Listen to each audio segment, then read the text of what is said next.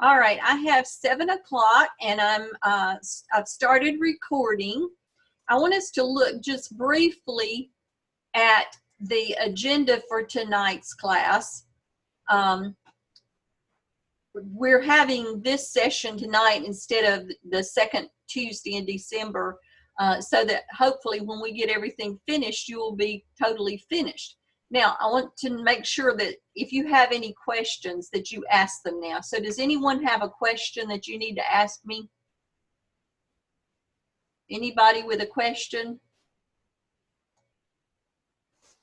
All right, I want to go over these announcements, and this is the primary reason for sharing the agenda. There's a student opinion of instruction that the university sends out each semester, and they ask you to fill those out. You probably will get one for Dr. Bullis and for myself as well. This year, the group that was putting them out tried to be cute, and they listed it as naughty or nice. So a lot of the times it went to your spam email. So if you don't have it, and it did not come to your regular email, check there and see. They do want as many of you to fill out that as possible. Most of you have completed the APSL and you have turned it in, and all of you did really well. The scores that I've seen, they've been very high. So you've been very successful with that. I think there's maybe 2 or 3 that still need to finish up, but you're very close. You're not very far from being able to get that finished. I do want you to review your grades and make sure that you've turned everything in, or if you find there isn't a grade for a discussion board or assignment, let me know. And if you've posted it in a different place or for some reason it hasn't come to my grading screen, let me know where to look for it. In week 15, I posted the number of points for an A, an A minus, a B plus, and a B. And you really don't want to be up below a B plus. Most of you will have an A or an A minus if you just turn in all of your work. Most of you will have an A if you turn in all your work. So just double check and make sure that everything is there.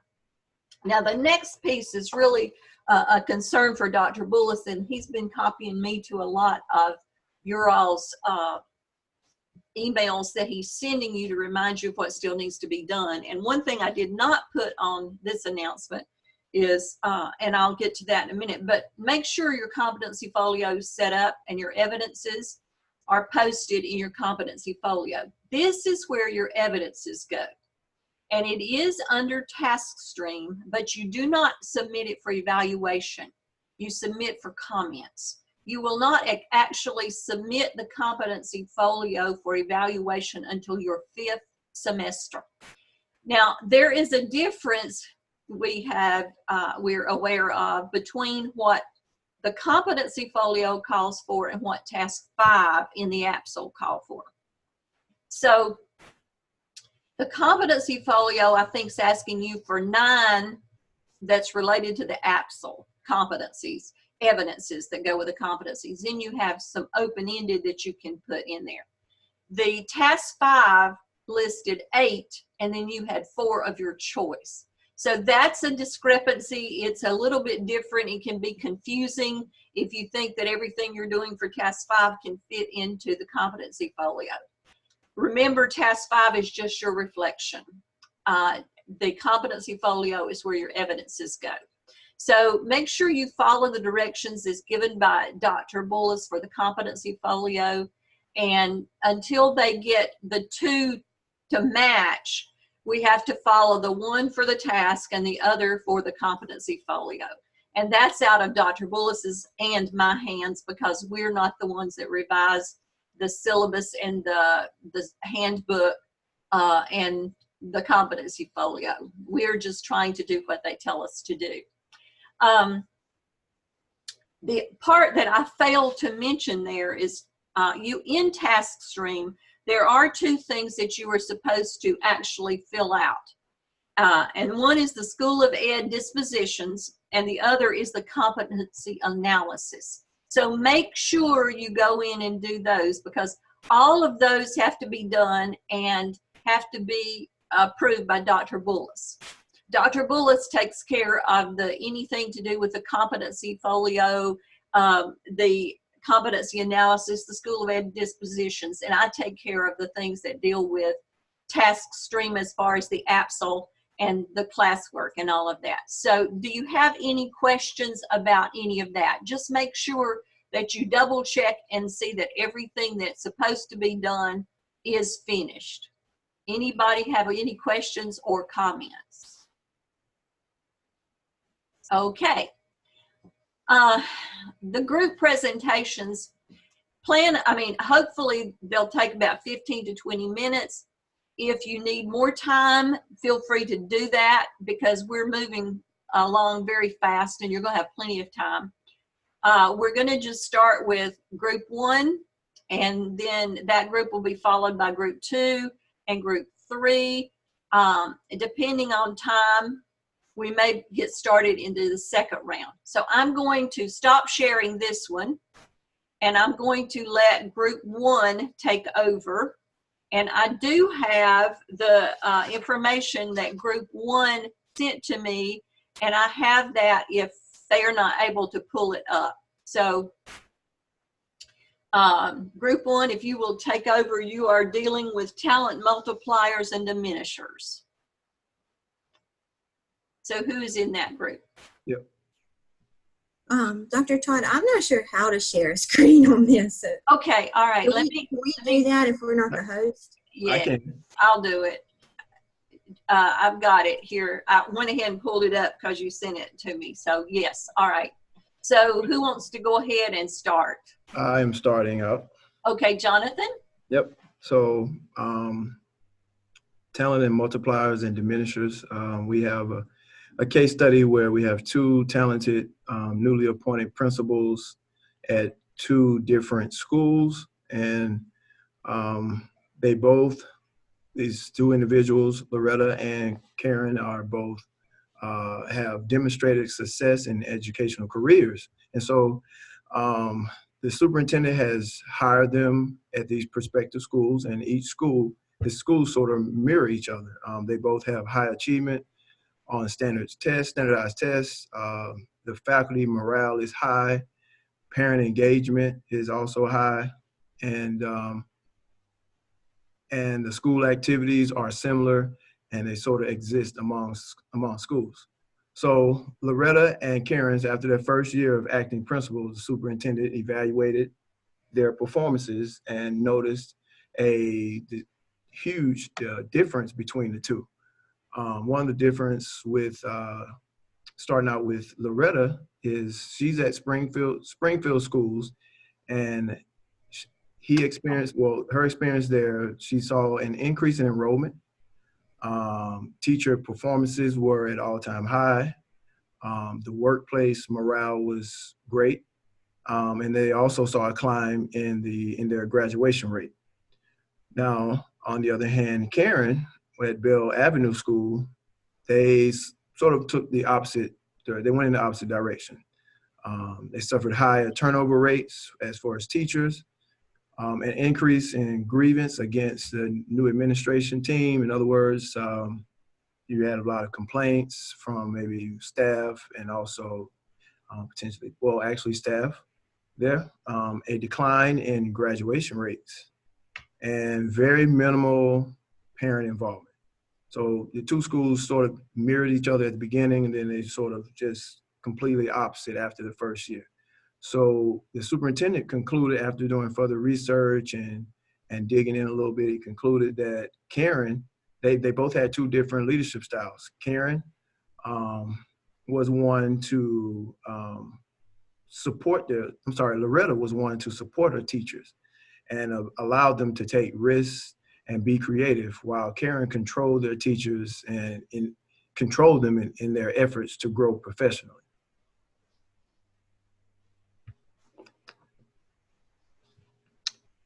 So at the end of that, there were 3 questions that we were asked. And the first one says, what other factors might Superintendent Thomas use to evaluate both principals during and after their first years of service as principals in the Weston Square School District? And a couple of things that they could have looked at student discipline reports. They could have seen, well, maybe why are our students not graduating? Are we writing them up for things that we maybe didn't write them up in the past? Have we got a different clientele of students? But maybe just look and see maybe what type of discipline are we having going on. They could also look at the attendance reports, and I said that we could do that for students and teachers. If your teacher morale is really low, then that might be that they just stop coming to school, which in turn could decrease your graduation rates, and maybe students, they just get frustrated and they stop coming as well. We could also obviously look at the standardized test scores. The case study didn't actually say, all that it said as far as academics was the graduation rate declined. It didn't show any test scores, so that would be something that you would want to consider from there as well. And then you would want to look along with that as your overall school report card grade to show, well, maybe did one school make growth and the other one didn't. Dr. Todd, I know you've mentioned in the past that there was one that it looked like there was pure chaos going on, but at the end, growth really did happen. So that would be something that they would need to consider. I don't know if all schools do this, but the high school that I work at requires all teachers to keep parent contact logs. So anytime you make communication with a parent, either positive or negative, we're supposed to document that, and it goes, and we do it on a Google form, and it goes directly to administration. So that's something that could also look is, are parents calling home for negative things, but you would also want to see that they're calling home for positive as well. Because if you're always focusing on the negative, then of course parents don't want to, they're going to dread anything from the school. Oh no, this is one more phone call that we've got to deal with. But if there's positive going on, then they'll be more likely to get involved and you can get that parent participation back up. The teacher working conditions survey, I think a lot of schools are required to do that. I know in North Carolina we are, I'm not sure about South Carolina. And that would give some ideas of why is the teacher morale so low. That would give you some indicators as far as what was going on with that. You'd also want to look at the formal observations that are being done by administrative teams and walkthrough data as well.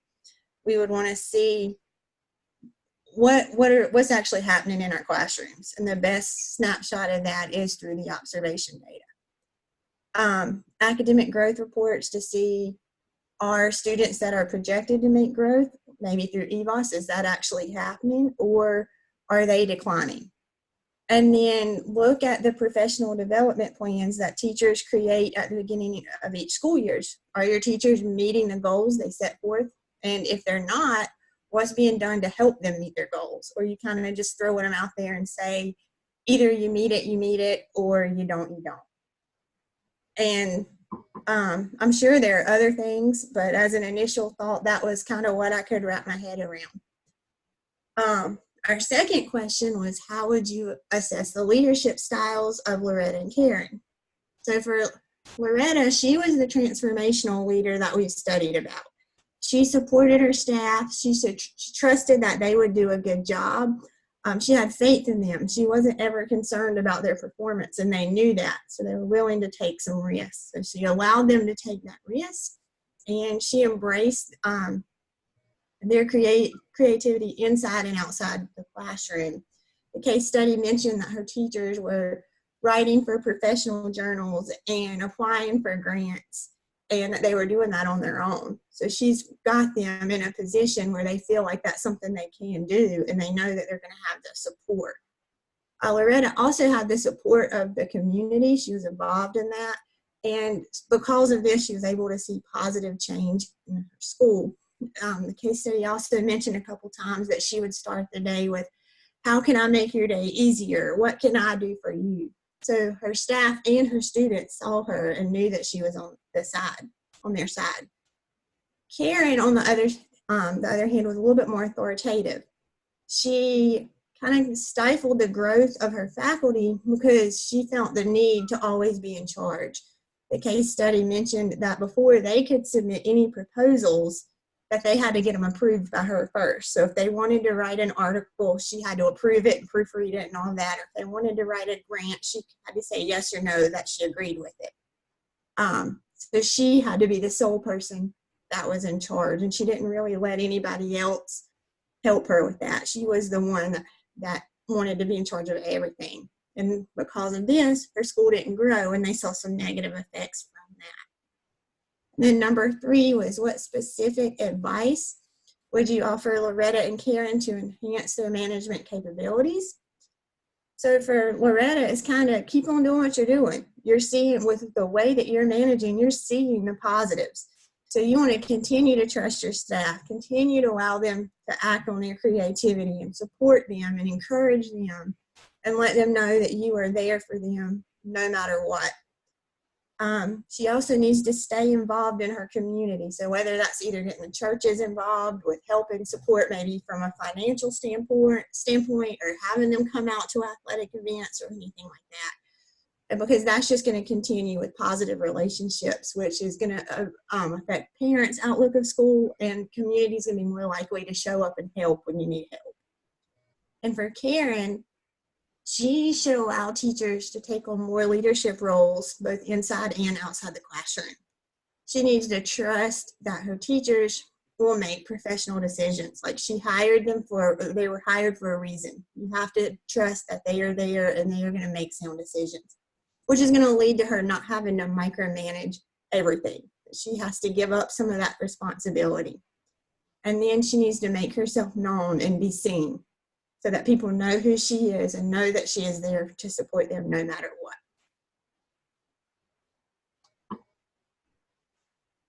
I have the next part. I have the comments, and it was actually Scott and myself. And for y'all that don't know, Scott coaches basketball. He's the head varsity coach of his school, and they have a basketball game tonight, so he couldn't be here. So I'm kind of filling in for him as well as my part. One quote at the very beginning of the comments that kind of stuck out to me was, some leaders drain all of the intelligence and capability out of their teams because they often need to be the smartest, most capable person in the room. These managers shut down the smarts of others, ultimately stifling the flow of ideas.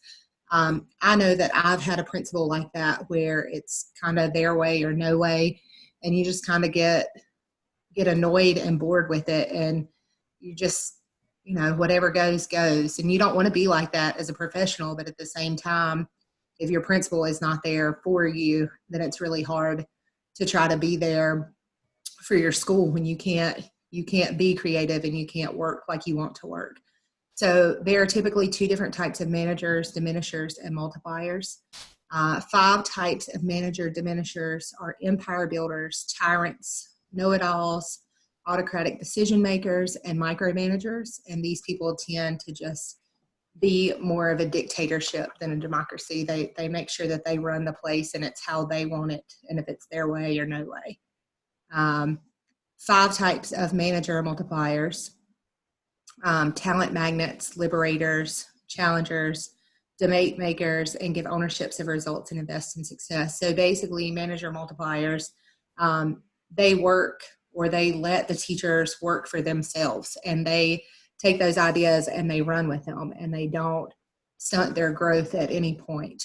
Loretta was one of those multipliers, and Karen was defined as a diminisher. It gave some examples to enhance faculty potential. To do that, you should hire talent, foster a productive work environment, and execute wisely. And then they gave suggestions to help Karen, which was offer public recognition and praise to faculty. If your faculty doesn't think that you believe in them, then they're probably not going to work as hard for you. Practice MBWA, which is managed by wandering around. Make sure that you're seen, and you're not going in to dictate or to judge. You're going in to see what is actually happening and maybe to help. Lead by example. If you want a positive work environment, you have to create a positive work environment. Listen to your employees, involve faculty in school issues, and be sympathetic to employee concerns, because ultimately you have to foster a good environment for your environment to grow.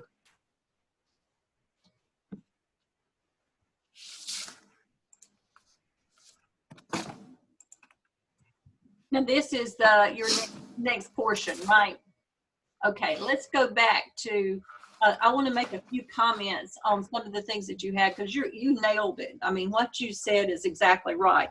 The parent contacts, that is a real important one, because if all you ever do is call the parents when something is wrong, they get a very negative impression of the school. And one of the things that I used to have my teachers do is, right when school started, I would ask them to please make one contact with the parents and give them one good thing that their children did. And for some kids who are very mischievous, you have to look a long time to find that. But you can always find something good about every child. And that made a real big difference in the way that the parents felt about the teachers, because the first contact that they had with them, and with some of the kids, and you figured out which ones they were early on, the first contact the teacher had with the parent was something good. And so that does make a real difference. And the other one that I wanted to mention is Karen was more of a autocratic leader, like you all pointed out. She basically did it the way that years ago principals were expected to do it. More of a traditional view, more of a managerial role rather than a leadership role. So you have to keep those kinds of things in mind too. There's also another piece that this one did not bring out, but it's something you need to think about.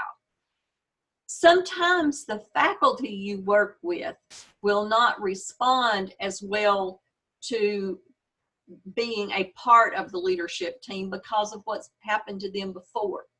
And you have to start out in small baby steps to get them to really believe that you are asking them to be leaders. So you have to assess where your faculty is, and then you have to pick up whatever role that is that works with them. So while what happened with Loretta worked really well with that group of teachers, it will not always work really well with all groups of teachers. Sometimes because of probably being stifled by leadership in the past, they're afraid to venture out and offer suggestions. And that's sad, because many times your teachers who've been there for a long time have great ideas, but they may have been sort of beat down enough that they don't want to offer those ideas, and they will keep them to themselves, and they don't become the team players that everybody really needs them to be. So those are some things that I wanted to make sure I mentioned. And then the one about being out in the classrooms. Let's see, where was that? Managed by wandering around or walking around. Some people call it one thing and some call it another. That is extremely important. And when you are the principal or an assistant principal, you're not trying to catch anybody doing anything, but it's really important because you get a feel for the school, you get a feel for how the teachers interact with the students, and more importantly, whenever parents complain about a teacher, you can say, I've been in that classroom and I have not noticed that, but I will check into it and see what I can find out.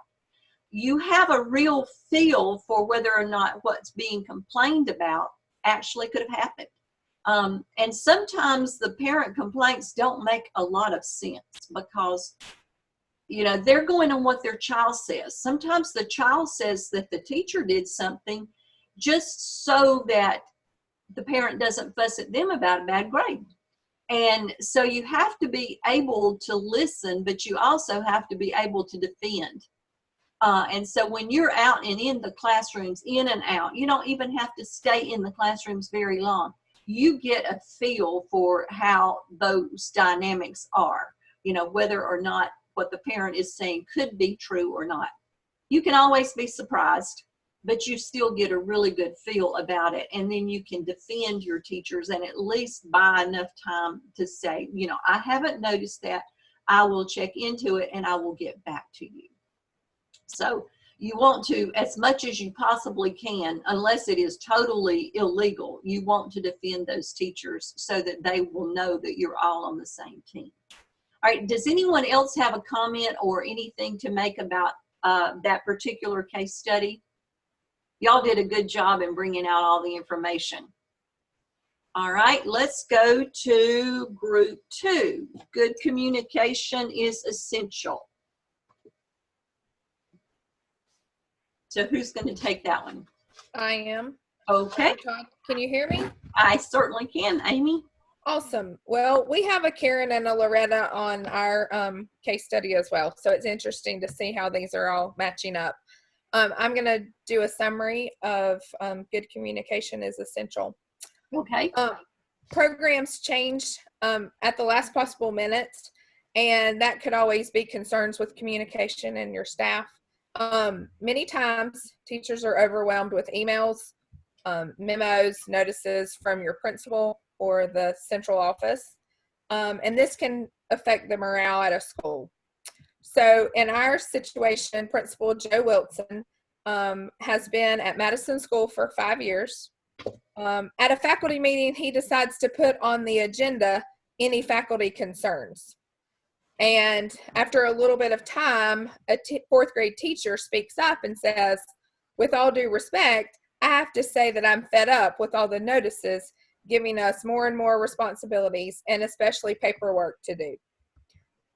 This opened the door, as you can imagine, for other teachers to start voicing their concerns. One teacher complained about having to keep records.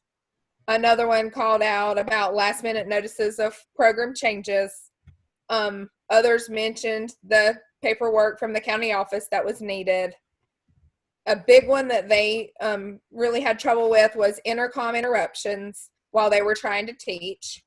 And so he noticed that, the principal noticed that his staff that was normally calm really had a lot of concerns that he was unaware of, and that they were all very overwhelmed. And so it took him off, it kind of caught him off guard. He knew that following the staff meeting, he needed to do something to improve communication. So he immediately went to his secretary and asked her the procedures for the intercom interruptions.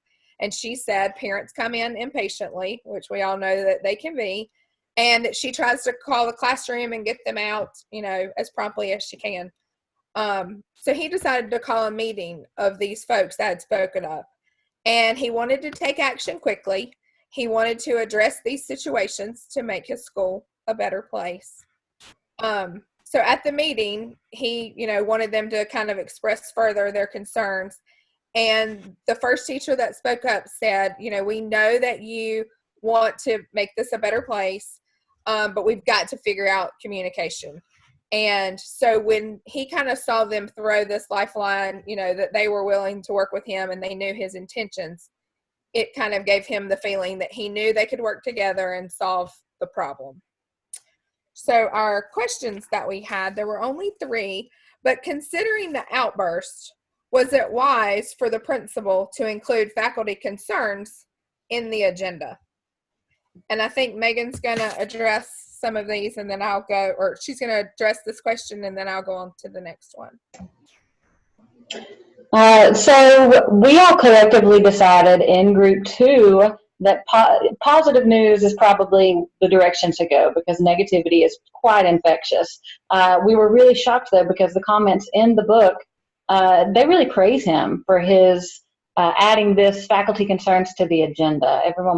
We were surprised by that. It says that was an excellent route, y'all. That was in quotes. And it says it was a superb professional decision. We were kind of questioning that, to be honest. To put something like that on the agenda is just really opening up a can of worms. And at the end of the day, people are going to be leaving to go home with now this really negative taste in their mouths. So instead, we definitely agree that there should be some sort of a way where the faculty feels comfortable voicing their concerns and bringing their concerns to the principal. We were thinking use school improvement team, because typically you're going to have a representative from all different facets of the school. So use that and allow those folks to bring their concerns to the table and address those quickly. We thought maybe a suggestion box might be kind of a nice idea there. And we also thought maybe, just having an open door policy or some sort of a clear means of communication. And when it comes to those weekly emails, or to the emails, it seems like he's just knee-jerk reaction and sending those emails out right away. Maybe if you were to consolidate all those for a week or two and just send out a nice little newsletter to all the staff, that way they don't feel quite so overwhelmed. So those were a few of our suggestions. But when it comes to saying faculty concerns in an agenda, we collectively agree that that's not a good idea. Question number 2 was evaluate Principal Wilson's reactions to the criticism. So for that one, we were very impressed by the fact that he addressed it quickly. It took him by surprise. He had no idea what was going on, but he wanted to fix it ASAP. So he thought about it, pondered on it over the night, and then the very next morning, he gathered the key people that he needed to make the solutions that he needed to make. We really liked that he didn't make any excuses, and we really liked that he was eager to work with others, and he wanted to build trust amongst his team. I think that's about it. The final question was, what are possible solutions, which I think Megan, had touched on some of those as well. Just planning ahead we thought was key, and limit the last minute changes. I think the only thing that I didn't address, the fact that it was a concern that the parents were pulling their students out in the middle of the school day and teachers were getting frustrated by the disruptions there. I think communication there is also a key. Maybe communicate with the parents the best times of day to pull students out, work those doctor's appointments out ahead of time. And of course, everyone knows emergencies arise, but communication is going to be your best bet there as well. And I think that's all we've got. Group 2, am I missing anything? What about the comments section part? You all said that you were surprised at some of the information there, that the way that they looked at that. Any thoughts about what the comments section and what was expressed in that? We had a big conversation about, it suggested that you have people throughout your faculty and staff that you talk to and get information to kind of know ahead of time how these people are feeling. And so it was interesting. We had a Zoom session Friday night, the 4 of us, and we all had just different, just how it works in our different schools of, is this a real thing? Do people actually do this? And there's a lot of disagreement on just going to those people when you can go to your sit team or find out, some solutions other ways. When you have your sit team, are all of those elected as they're supposed to be, or are they hand chosen? Ours are elected. What about the rest of you?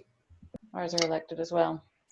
And we haven't really had a specific school improvement team over the last couple of years. I don't know exactly the plan for that, but previously it was, they sent out an email and was like, we need one person from every grade level or every area, so you guys get together and kind of decide who's going to be the representative for your area or for your grade level. Okay, all right. You do need representation, and sometimes if the school improvement team is not a good selection of personnel, then you're going to have to find other ways to get your information. As long as they are a good representation of the way people feel, and as long as the people on that team are people that other teachers will come to and trust with their issues, then you're fine. But if you happen to be in a situation where that's not the case, then you do have to find other ways to get people's opinions. Dr. Todd. Yes. I also think something we had discussed was the intention behind the snitching, as they called it, that they shouldn't be looked at snitches. It was more of a, what is their intent on discussing maybe a certain situation or how someone is feeling. Like, I'm in Florida right now, and my grandmother's in the hospital. And so, like, on Monday, I'm receiving emails from school, and I have a mentee that I know for a fact has not gone to professional development. And this professional development is very, very important. It it was dealing with phonemic awareness. And so I haven't said anything to other administration because I was trying to, deal with it as a mentor-mentee. However, it goes to the point of if she does not attend, then it's going to affect the students. And so that's when I decided I was going to, I emailed her direct supervisor and said, look, this has been happening. I've tried to talk to her about it, just make sure can you just make sure she's there? That wasn't to run to her and tattle on her. It was, I'm going to deal with it, but I haven't had a chance. I'm going to deal with it, but now it's at the point where it could potentially affect the students. So that's where I felt I needed to say something. But if I'm just running, oh, they sneezed wrong, or they said something wrong, or, kind of like a malicious type thing, that's when I feel like those people are just trying to be mean-spirited instead of like looking out for the better of the school, the betterment of the students,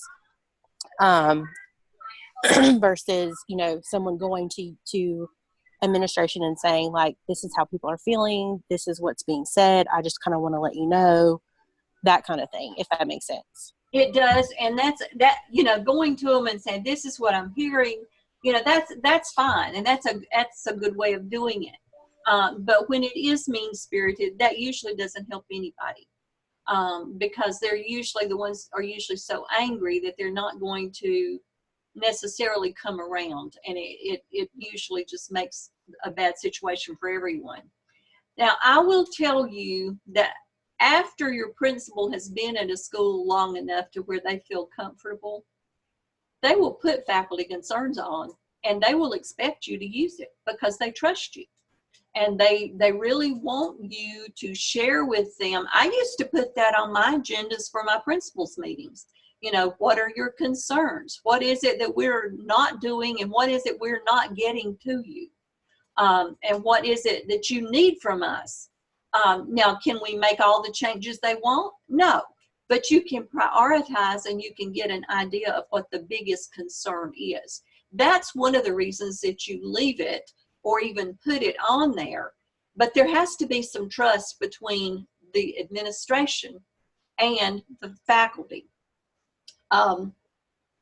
If that has been the norm and it has been a way for teachers to respond, yeah, you need to be prepared to get blasted 1 or 2 times, especially if you're new. But then you work with it and you turn it around to where they see that you're trying. And once they see that you're trying, it won't be nearly as bad the next few times. And I think I told you before, when I first started in the school system where I wound up being the superintendent, the first meeting I attended, I was assistant superintendent. The first meeting I attended, no one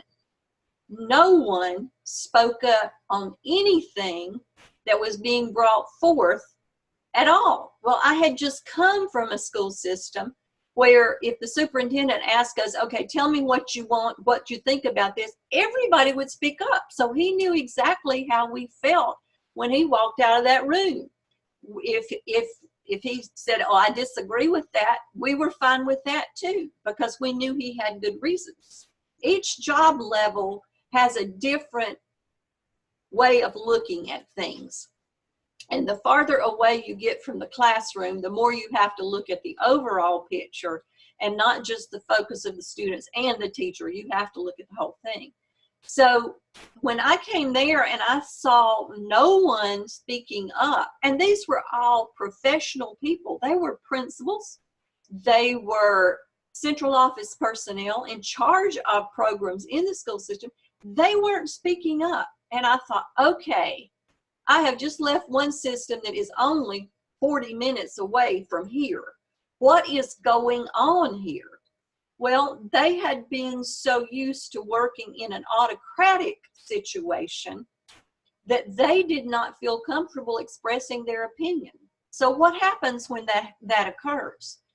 They went to the golf course and talked about it. Anytime they were away from the superintendent, they were talking about that and they were making fun of him. It took me 9 years to get them to the point that they would actually speak up and realize that it was fine to do that, and that there was no malice held, that nobody was trying to trick them into anything. So it's a fine line, and if they've never had the opportunity to express their concerns, then I think you start out with suggestion boxes. You start out with talking to school improvement team as members, as long as they're a good group that will get the information.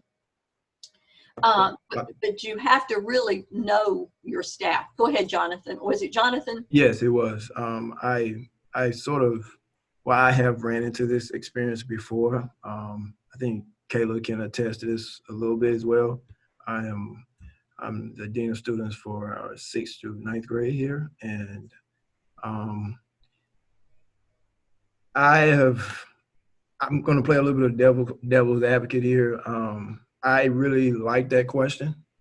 And some fact you just stated it, that I would rather them express their concerns in front of me and tell me, you know, specifically what they are and get them out there, and instead of going and creating silos and creating small groups that can really diminish your culture at the school. And so putting it out there kind of sets the tone or sets the expectation.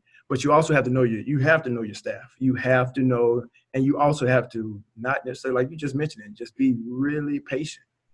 Be extremely patient, no feelings, no intentions. But I love this case study, because if he did not take that time and ask that question, he wouldn't have probably not been able to effectively make the decisions that need to be made in that timely manner. I mean, it all depends on the severity of the situation. If it's something that needs to be addressed immediately, it needs to be addressed and aired. If it's something that could be tabled, then yes, I would say possibly looking at altering the way that the question or the environment per se. But in this particular case, he was really able to be effective. And oftentimes sometimes you do find where those meetings are successful. You have them where, hey, I really appreciate someone that can actually hear it, and I can express myself, and that helps the morale sometimes. You know, it can. It's a high risk, but also I see it as a high reward there. I agree with you, Jonathan. You know, you're not going to want to try it at the first meeting you have with your staff. You certainly are not going to do that. But I think there are ways to get the information and make sure it's accurate, and that it's not just one negative person who's trying to put the school down because they see it differently. But I just bring that out to give you some things to think about. And Jonathan, I really appreciate you speaking up, because what you said is exactly correct. Dr. Todd, one last thing. I'm glad that Group 1 presented before we did, because I'd never heard of MBWA, manage by walking around. You could also do a CBWA, communicate by walking around, just making yourself available. That would be a really great time for somebody to pop up and say, hey, here's a concern that I have. I don't know, just a thought there too, if it's concerned about putting it on a faculty agenda. But you brought out a good point. A lot of times you're going to know those concerns if you've been walking around and talking with your teachers.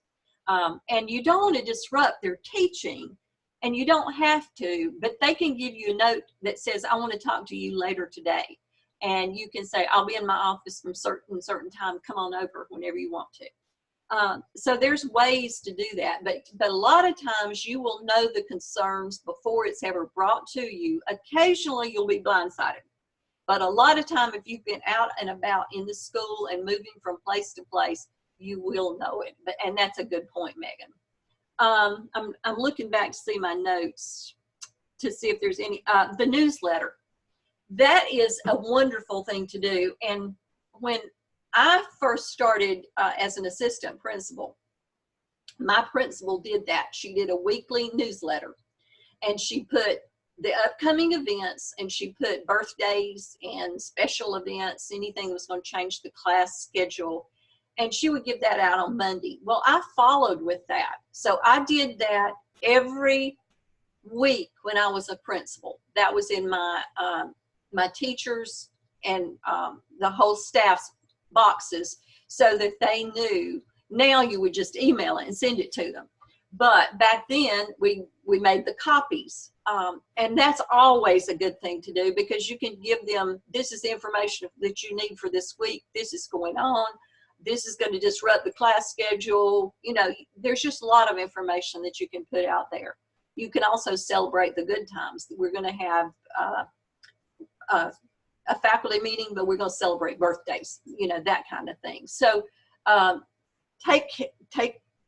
make use of the tools that you have.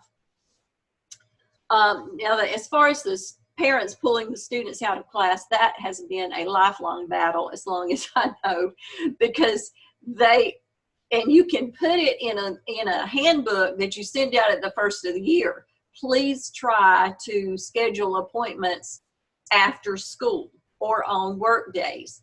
And many of your parents that care about education will do that. They do it whether you put it out or not. I don't know that you're ever going to win the battle, but you can try. And so that is the key there, is just keep trying, because it's really hard. All right, anything else about group 2, the good communications essential? All right, are we ready for group 3, principal's report card? Okay. Okay, we had a principal's report card, chapter 14, and we have Principal Sal Terso. He is at a struggling school, and he is faced with the pressure of including school performance. His superintendent has commented to him that the test scores are his report card. The school has received a $50,000 grant to develop an after-school tutoring program for 30 students who need extra help. So the dilemma is choosing which students to target with the program. The first suggestion he gets is from a guidance counselor who wants him to include children who suffer from poor interpersonal skills, have few friends, and have home lives that disrupt their learning. Her argument is they need the extra help to compensate for turmoil in their lives, and it provides an opportunity for them to stay after school, have some structure, feed the kids, and keep them off the streets. Principal Terso understands the importance of providing the support for the social and emotional well-being of his students. The second option was to target students who they thought would benefit the most and be most likely to cross that threshold. So they talk about choosing the 30 students most likely to pass, therefore, in turn, increasing the numbers and stats and taking some of the pressure off him and his staff on the report card.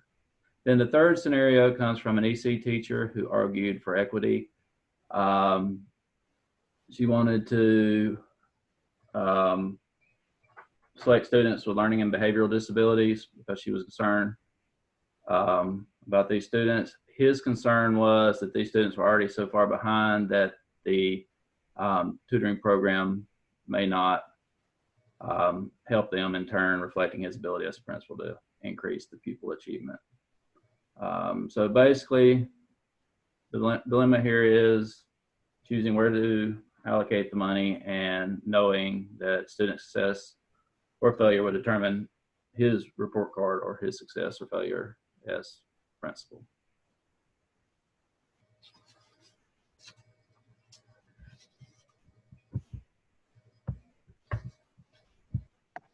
Kayla and I had the discussion questions, so I'm going to go over the first 3 and then she's going to take care of the last 3. So our first discussion question says, to what extent should student and social emotional well-being play in the decision of the case? So we thought with social and emotional well-being that could play a huge role in student success based on things that happen in our schools. Especially Kayla talked about how she's seen a lot of success with students being supported this year with after-school programs, and it's really causing them to have their light shine, and they're performing so much better on their benchmark exams and stuff. So it's really important to give those kids the extra support. So we talked about the fact that if we gave the social and emotional kids extra support, that could help boost high enough for proficiency. Then we talked about just obviously that, it's hard to make that choice to just focus on the students that have that social and emotional lack at home. Question 2 says, how much consideration should Sal give to Florence K's argument? And her argument was the students with disabilities. So we obviously thought she brought up a great point as well for students that suffer from learning disabilities and emotional disabilities needing extra support. However, the problem with that is that when you put 30 kids in an after-school tutoring program, that it's going to be really hard to be effective with them because you don't have like an inclusion teacher to help you. And not to mention that if it's after 3 o'clock, like, most kids are already checked out at that point of the day anyways. And with kids that have learning disabilities, especially with kids that are on like medication, by that point in the day, their medication could potentially be worn off. So how much attention are you really going to get from those kids? So that's a tricky situation because you want to make it equitable, but obviously the effective piece of that is going to be difficult. The next question was about Mary Cassidy's argument, and her argument was picking the borderline kids and only focusing on them.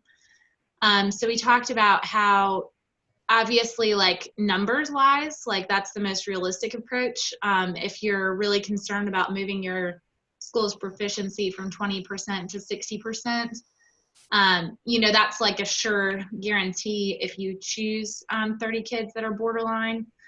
However, in terms of, again, giving equity to all kids, that's not necessarily going to be the best case scenario, to just pick 30 kids that are borderline. But especially because this talks a lot about No Child Left Behind, when that was, when that was a part of schools, they had to meet their average yearly progress. So if they didn't meet that, then schools could lose their funding, or like half of their teachers could be taken away, or the principals could be replaced. So in that case, it's like, if it's a numbers game, because if you need to reach 60% student success, then that Mary Cassidy's argument is definitely going to probably get you where you need to be. So Kayla, if you want to take question 4. All right, so question 4 was, if you were principal, how would you respond to Sal's dilemma? What action would you take? So when this was written, it was talking a lot about the No Child Left Behind and just how contingent some of those decisions were based on test scores. And when we talked about it, it was more or less, we want to make sure that we're providing an opportunity for all students to be successful, but at the same time, keeping the main focus on the school continuing on. So if meeting that proficiency range was like the #1 goal, to stay open or to make sure the school was still considered in good graces or whatever, then it would make sense to make sure to make the main focus those children that needed like the extra push to get across the proficiency threshold or whatever.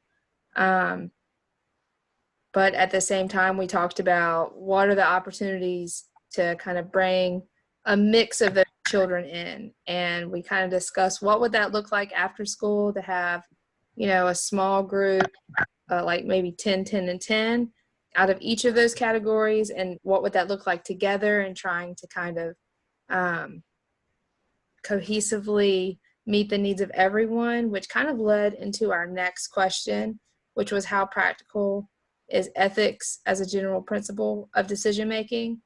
And while we're, trying to keep the needs of everyone, at the forefront and the main focus, at the end of the day, a school is still, in a sense, a business, and its main business is education.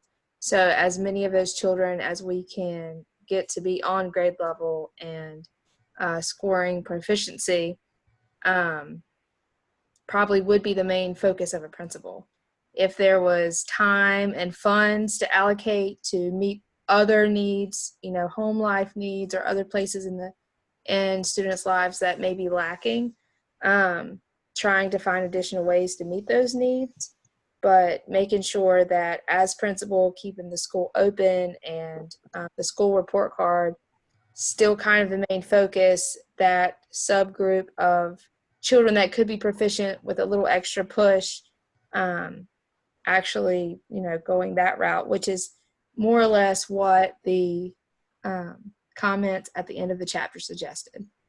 So, it just kind of discussed that kind of the consequences if a school did not meet that projected growth or whatever, what would happen, and how, that is kind of the main focus of a principal at that time, to make sure that you had as many students as possible scoring proficient.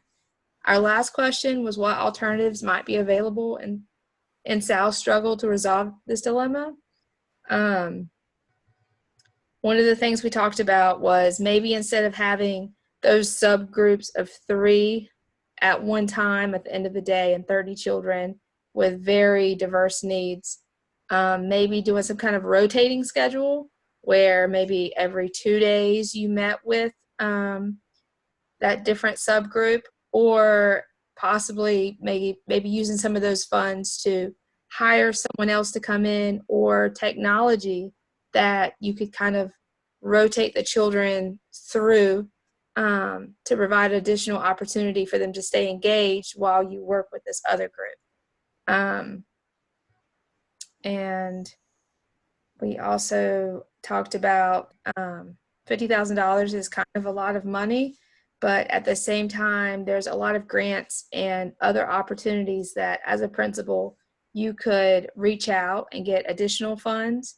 I know that Jonathan and Deanna kind of brought it up earlier, but I spoke a little bit in our Zoom meeting about one of the after-school programs that we have brought in, and that's Bahailu.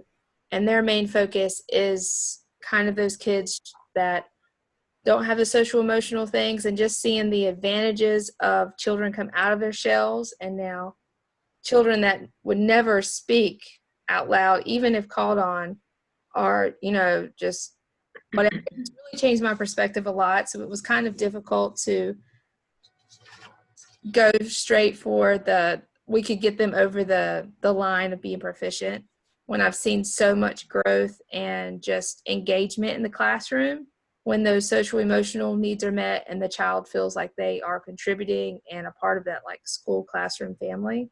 So I was kind of on the fence about it. But all in all, that's what our group said. Okay.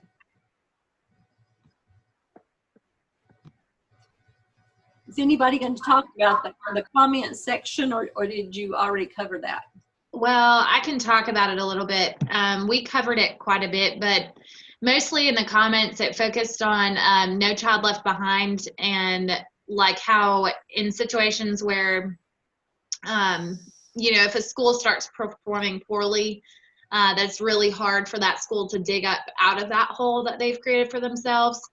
And it puts the school at a high risk for losing federal funding and extra services that they do receive for at-risk children.